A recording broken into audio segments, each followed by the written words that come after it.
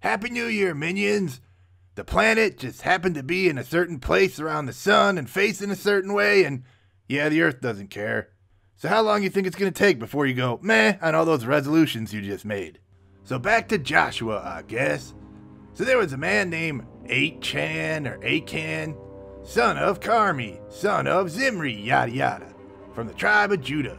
Incidentally, Jesus and David are descended from the tribe of Judah. Anyway, this dude Achan took some treasure from Jericho that he wasn't supposed to. Remember all that gold and silver? Yeah, that was all supposed to go to the G-Man.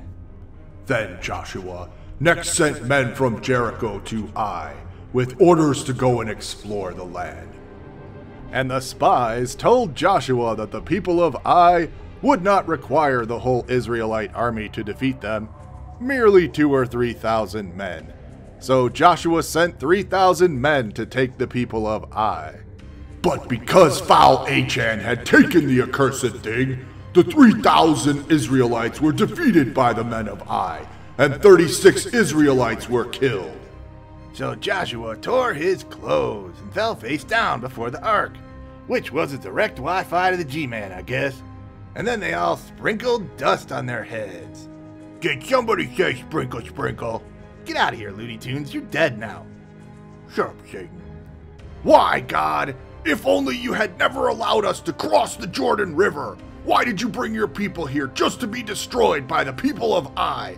Once the rest of the Canaanites on this side of the Jordan hear about our defeat, they will come and destroy us. Is this why you took all of the people out of Egypt? And G-Man used the ark as his cell phone to Joshua, I guess. And he said, "Stand up, Joshua. One of your people has taken some accursed things, and therefore you can't win any more battles. My omnipresent self will not be with you anymore until you find out who took that stuff." So Joshua had the people stand tribe by tribe and man by man. And it doesn't really say this time if G-Man used the ark as his Wi-Fi or not, but he revealed to Joshua to go to the tribe of Judah and then go to Achan. So if it wasn't his Wi-Fi from the ark, how did God talk to him? Oh wait, here on the internets somewhere, I read that he found Achan using something called cleromancy. He was like rolling dice or something. Maybe he used the Urim and the Thummim, I don't know. Man, whatever, it all sounds legit. I'm Spaghetti Monster. Achan, tell me what thou hast done and hide it not from me. And Achan confessed that he had indeed taken the accursed things, 100 shekels of silver, a Babylonian garment, and a 50-shekel wedge of gold. Joshua's men found them hidden in Achan's tent. So Joshua took the accursed things, and Achan and his sons and daughters and oxen and asses, to the valley of Achor, and there he stoned them and burned them with fire. And this is why it is called the valley of Achor to this day. Yeesh. And also, wait. Was it called the Valley of Achor before they stoned him and burned him, and all his kids and asses and stuff? Or was it named that after they stoned and burned him and all his kids and asses and stuff? Whatever. Then the G-Man said, "Do not be afraid. Now that you got rid of Achan and his accursed things, my omnipresent self will be with you again, and you'll win the next battle against people of Ai. Also, this time you can take treasures and spoils and loot from those people." So Joshua and the whole Israelite army moved out and attacked the people of Ai. They laid an ambush for the men of Ai.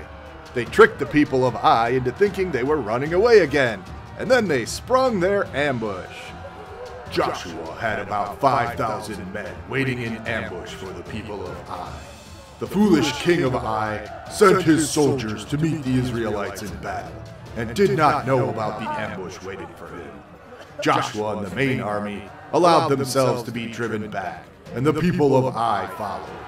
Then Joshua raised his spear, and he kept his spear in the air, and the Israelites overtook the men of Ai. Is this another one of those times where, like, remember when Moses raised his arms and the Israelites won a battle, then his arms got tired, and so people had to hold his arms up so they could keep winning a battle? Is it like that? Is Joshua holding up his spear so they can win a battle or something? Do his arms ever get tired holding up that spear? Does somebody else have to help him hold it up? Flying spaghetti monster. All the men of Ai pursued the Israelites, and none were left in the city. So the ambush went into the city of Ai and set the whole city on fire. The men of Ai looked back and saw their city burning, but they could not return, for they were trapped between two armies. All were slaughtered, save the king of Ai himself. All of the soldiers of Ai were put to the sword. 12,000 men and women fell in the city. Joshua burned the city of Ai to rubble and impaled the king of Ai on a pole. When they took the king of Ai down, they threw his body in front of the city gates and covered it with rocks, which remains to this day. Yeesh. And also, gross. Then Joshua built an altar of uncut stones and offered the Lord sacrifices on it. Slaughter, blood, sprinkle, sprinkle. Then Joshua read the words of the law of Moses that he had written down for the people. Joshua read the law of Moses to all of the people, young and old, women and children. Wow, there's a snorri fest if I ever heard one. Hey!